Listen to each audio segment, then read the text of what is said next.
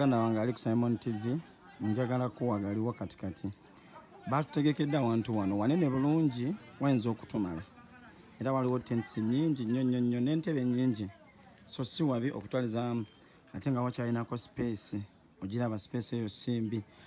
wabala kati ekiriwo kiri bwe kiti olaba embeera eryawo tulinawo endongo za mirundi ebiri tulinawo endongo eri ku mmotoka tulinawo n'endongo gye bajjeeko ebidongo ebiri wansi abafoot soldier n'abantu ba bulijjo bagamba ebidongo bino ebiri wansi ani Mpuuga yasasudde ebidongo bino ebiri wansi ebisooseewo baabana bagamba ebya Mpuuga bigende Bobi Wine tajja kubyogererako so ke kacyankala n'akali wano abaana bacyankala nnyo bagamba ebidongo bya Mpuuga tebigenda kukola wano okitegedde bulungi ebidongo bya Mpuuga Bobi Wine tajja kubyogererako so ntambuliza post eno ojimpeere gwe kikwatako waliwo abaliri mu lumbe nga tebamanyi kiri wano sofa saawa zino neyanza post zonna zigenda okuddako zigenda kuba zeetooloolera ku kino naye ng'ekifo si kibi sofa bategekedde kigazi bulungi n'ebintu birala bingi era batandise okuleeta abasirikale mpolampola twaga katuwezezaawo abasirikale nga bazze ndowooza kukuuma ddembe nga bw'omanyi mpolampola so yeyo embeera gye tulimu wano we bategekedde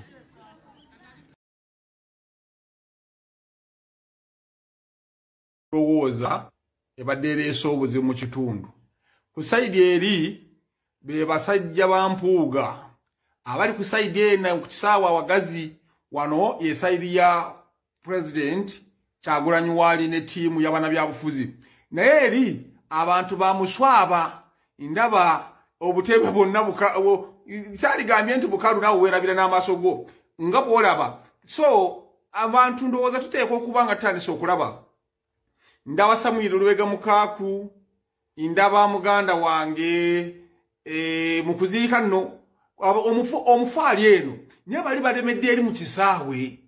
twebuuze ekigenderwa kibadde ki babadde bazze kukola kampeyini ku mufu bannange nsaba abantu baffe bannabyabufuzi ebyobufuzi bireme okutwemazaamu omuntu bw'aba nga afudde tukkirize nti munnaffe afudde bwe tubanga tubadde tulina enteekateeka endala tukkirize enteekateeka ya famire weebeesazeewo laba obutebe balabe Mukama Katonda kati ne bamasheeka namwe ne mugenda awatali mufu bamasheeka mutuswaza kati mugenda kusaaliraani mugenda kubuuliraani Erias Lukwago wama weebale ne ttiimu President Kyagulanyi weebale abalwanyi na mige abataddeyo amaanyi nimulemesa enteekateeka eyo okutuwamba mwebale nnyo mwebalire ddala Mukama Katonda abatuweere kimusinga okwagala mwebale nnyo mu bannaffe abatambudde Mukama abawe kimusinga okwagala Yes mukwano gwange nkiwa akafuya akakabadde ku mukolo nga tuwerekera muganda waffe Honorable Segirinya Muhammad okalabye gwe mukwano gwange ali yampuliriza oba nabyafuzi baba bitya setumanyi nsonga ebawaliriza kubanga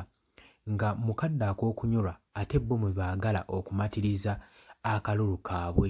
kati twebuuza ekifo kiri weewa baadde bakitegeze nga kinene naye kyadde kigenda kukola ki ng'olwedde eno bannannyini mubaka baafiiriddwa ab'ekibiina kya National Platform baba nga bagaanye waki mbamuwaliriza kigendererwa ki ekibadde awo ng'omukwano gwange ali yampuliriza kutegeeza nti oli ku Yugi Updates TV kosinza oba ng'otuwuliriza era